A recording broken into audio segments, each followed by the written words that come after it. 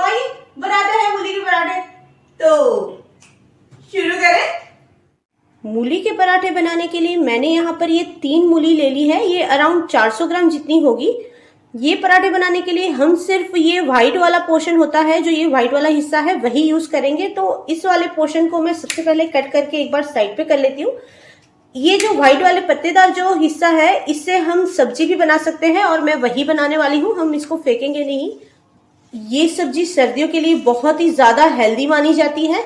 तो सबसे पहले अब इस वाली मूली जो है, इसको मैं एक बार अच्छे से वॉश कर लेती हूँ। मूली को यहाँ पर मैंने अच्छे से वॉश तो कर लिया है, पर सबसे पहले हम यहाँ पर ये जो पिलर्स होता है हमारे पास, जो पोटैटो पिलर होता है, उससे एक बार ये सारी मूली को मैं पिल कर लेती हूँ। बस इसी तरह से एक बार सारी मूली को हम पिल कर लेंगे। मूली को मैंने अच्छे से पिल तो कर लिया है, तो आइए अब इसे एक बार ग्रेट भी कर लेते हैं हम।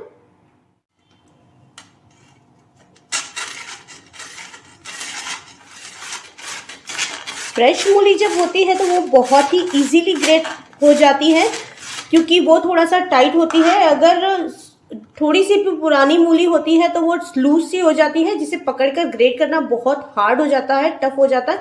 तो यहाँ पर मैंने ग्रेट कर लिया है मूली को, और बाकी सारी और मूली जो है उसे भी मैं एक बार ग्रेट कर लेती हूँ।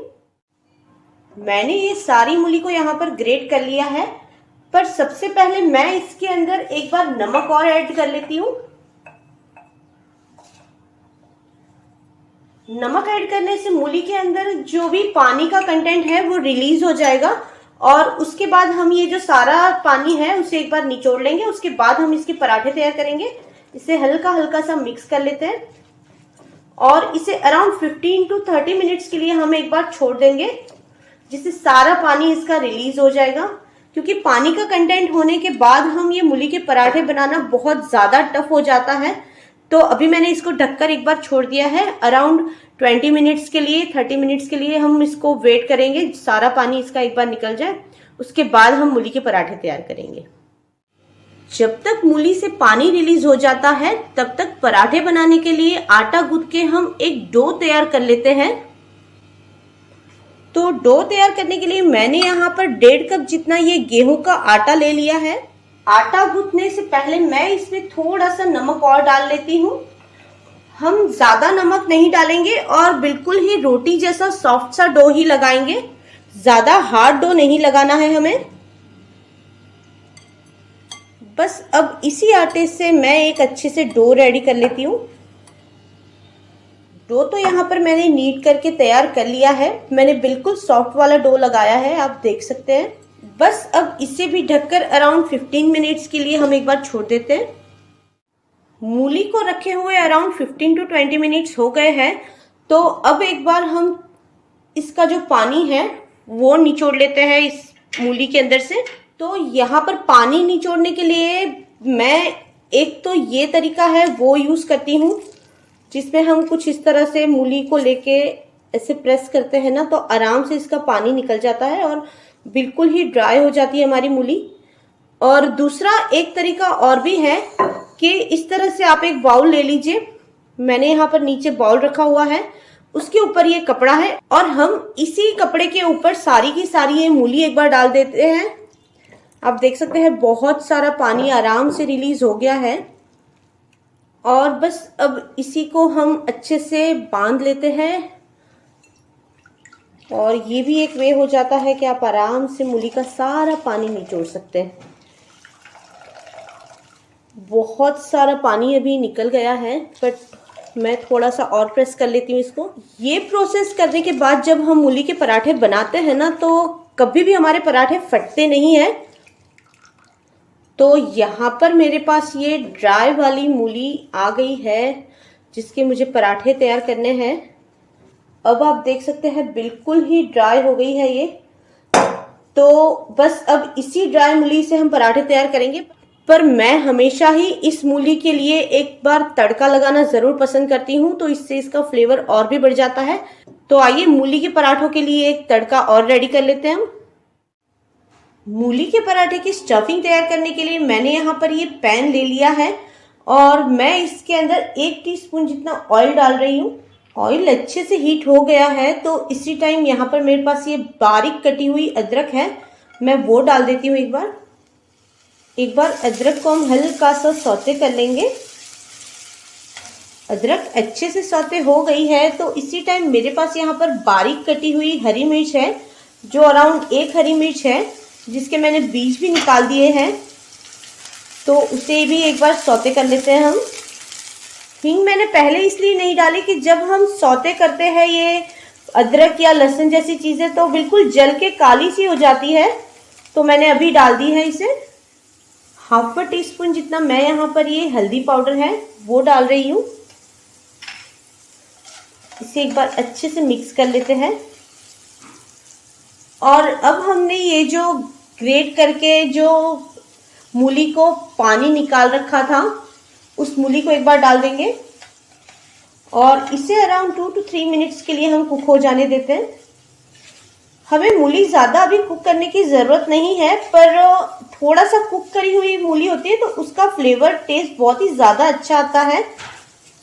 तो इसे एक बार कुक हो जाने देते हैं अराउंड 2 to 3 मिनट्स के लिए।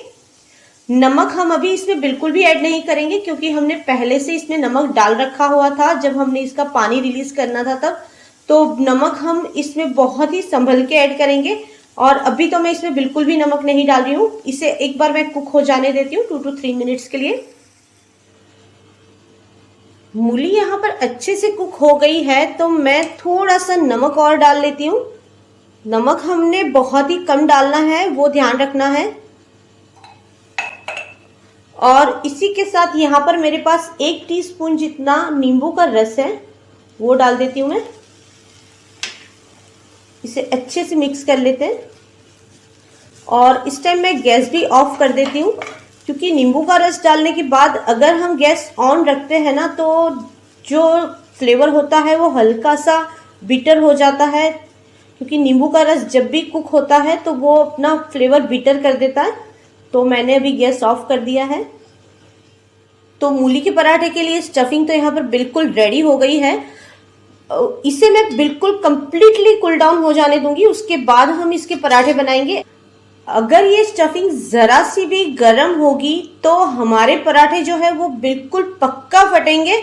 तो हमें पराठे फटे नहीं, इस वजह से हमारी स्टफिंग को बिल्कुल ड्राई रखना है। ड्राई रखने के लिए हमने इसके अंदर से पूरा जूस निकाल लिया था, पूरे रस निकाल लिया था हमने मूली का। पर हमें इसको गरम गरम स्टफिंग को यूज़ नहीं करना है। स्टफिंग हम एक बार ठंडी हो जाने देंगे अच्छे से, उसके बाद हम मूली के पराठे बनाएंगे। स्टफिंग बिल्कुल ठंडी हो गई है, तो पराठे बनाने के लिए मैंने यहाँ पर आटे से एक बॉल बना लिया है, जो बिल्कुल नॉर्मल रोटी की साइज़ का ही है, जिसे मैं अभी एक बार आटे से रोल कर लेती हूँ। और अब इसकी हम एक रोटी बेल लेंगे, और अब इसके अंदर हम ये स्टफिंग डाल लेंगे हमारी, और इसके बाद इस तरह से हम इसकी प्लेट्स तैयार कर लेंगे। लास्ट में उसे इस तरह से लॉक करेंगे और ये एक्स्ट्रा जो आटा है वो निकाल लेंगे, वरना जब पराठे हम बेलने के बाद जब हम खाते हैं ना, तो बिल्कुल आटे वाली फीलिंग आती है। इसे थोड़ा सा हल्का हल्का सा प्रेस करके इसके अंदर की जो एयर है वो निकाल देंगे, ताकि पराठा एकदम से फटे नहीं। इसे हल्का सा सूखे आटे में एक बार रोल कर लिया है मैंने, और इसका एक बार पराठा बेल लेते हैं। पराठा बेल लिया है मैंने, और आप देख सकते हैं कहीं से भी ये फटा हुआ नहीं है।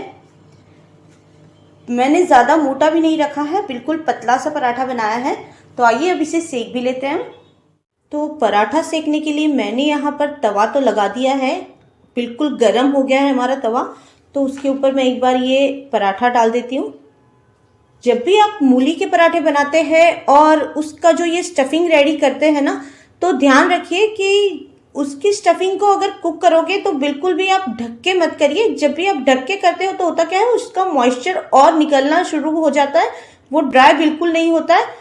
तो उसके बाद जब भी हम पराठे बनाते हैं ना, तो सारा का सारा मॉइस्चर रिलीज होना शुरू हो जाता है और अल्टीमेटली पराठे हमारे फट जाते हैं। तो पराठे ना फटे उसके लिए कुछ ट्रिक्स एंड टिप्स होती है, अगर वो फॉलो करें तो हमारे पराठे बहुत ही अच्छे बनते हैं। पराठा अच्छे से एक तरफ से सिक गया है तो इसे मैं एक बार टर्न कर देती हूँ। पराठा दोनों तरफ से सिक गया है तो अब इसके ऊपर मैं एक बार हल्का सा घी लगा लेती हूँ।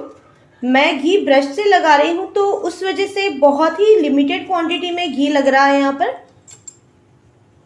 और इसे टर्न कर लेते हैं हम एक बार।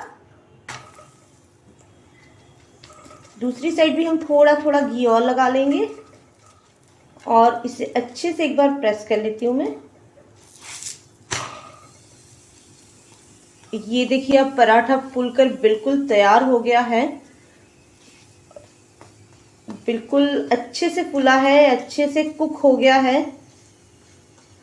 जब पराठा इस तरह से फूलता है ना तो वो बहुत ही ज़्यादा मज़ा आता है खाने में। तो कुछ ट्रिक्स और टिप्स आप फॉलो करेंगे अगर ये मूली के पराठे बनाने के लिए तो पक्का आपके पराठे इतने अच्छे बनेंगे। तो ये पराठा तो रेडी हो गया है। बस इसी तरह से अब एक और पराठा सेक लेती हूँ मैं। मूली के पराठे सर्दियों के लिए बहुत ही ज़्यादा हेल्दी माने जाते हैं। ये मूली के पराठे मैं हमेशा ही मिक्स वेज रायते के साथ पसंद करती हूँ। मैंने अभी मिक्स वेज रायता ही सर्व किया है और इसकी रेसिपी मैंने लिंक बॉक्स में डाल दी है, आप प्लीज़ वो भी चेक कर लीजिएगा। तो बनाइए, खाइए और एंजॉय ज़रूर कीजिए।